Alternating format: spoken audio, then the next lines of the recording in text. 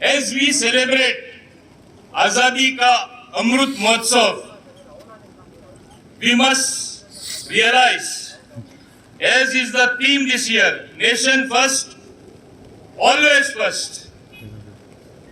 मिट्टी को नमन, वीरों का वंदन, मेरा मट्टी मेरा देश. This is the theme, and rightly so. Most of us, as we have a young population, we are born after independence, and it is, I always believe that it is the youth who have to be strong at the roots. They have to know where their country was, how we attained independence, how due to the valiant efforts of our freedom fighters, of our brave soldiers across the border, who till today guard us, because of protecting us, they stake their life. How many of them end up giving up their lives?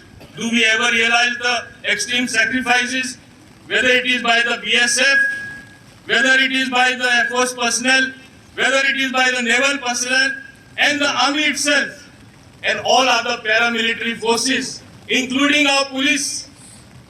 They stake everything for us to keep society in order after having attained independence, to maintain the true independence of our citizens, so that everything works well according to our constitution.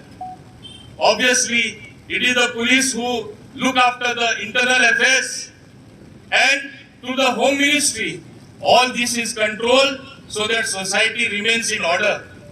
It is time for us to ponder, what have we given our country? Our country has given us a lot.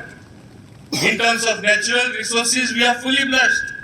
In terms of having everything that it takes for a person to grow, whether it is the educational field, whether it is health facilities, when at one time the death rate used to be the highest, today we have the lowest death rates.